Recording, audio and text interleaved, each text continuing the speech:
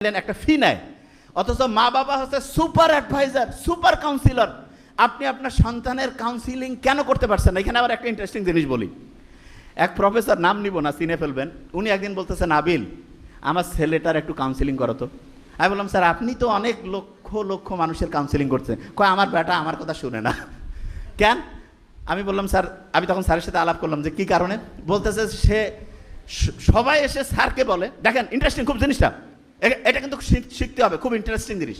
সবাই এসে স্যারকে টাকা দিয়ে দেখাচ্ছে, স্যারের বেটা, স্যারের ছেলে স্যারের কাছে শুনতেছে না। আমি বললাম, স্যার কারণটা কি আপনি ধরতে পারছেন? বলছে বুঝতে পারতেছি না। আমি বলছি সমাধানটা আমার কাছে আছে। বলছে কি সমাধান? দেখেন আপনিও সমাধান করতে পারবেন। দেখেন আপনি চিন্তা করেন, এখন আপনার একটা ইন্টারেস্টিং জিনিস দেই। আপনি অভিভাবক, দেখেন খুব ইন্টারেস্টিং।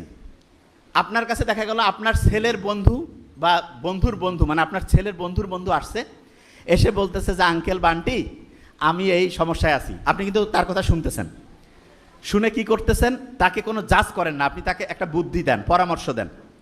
আবার ওই আপনি যখন আপনার নিজের ছেলে মেয়ে এসে বলে আমার এই সমস্যা, হ্যাঁ তুই আমার বেটাই হয় এরকম করছিস, আমার বেটি হয়, তোর খেয়া ফেলাবো আজ, এই যে জাজমেন্টাল হই, তখন দেখা যায় ছেলে মেয়ে নিজেকে নিজের বাবা মার কাছে সব কিছু বলতে চায় না।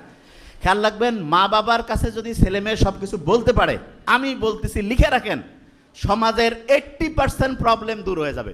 80% প্রবলেম দূর হয়ে যাবে সন্তানেরা যদি মা বাবার সাথে খোলামেলা আলোচনা করতে পারে, একদম বন্ধুর মতো মিশতে হবে। তো অনেকে বলে আমি তো বাপ মা, আমি তো সন্তানের সাথে বন্ধুর মতোই মিশি। কীরকম বন্ধু? খরক বন্ধু। দেখা যায় সন্তানের ভালো হইলে আসি, যে কোনো খারাপ কিছু হইলেই এই তুই এটা করছিস, এত বড় ভুল করছিস, তোর শেষ। তোর আব্বা আসুক, তোর আম্মা আসুক, মানে আব্বা আম্মাকে বলতেছে, আম্মা আব্বাকে বলতেছে, একটা গ্যাঞ্জাম লাগাই দিল। নো, এইটা করবেন না।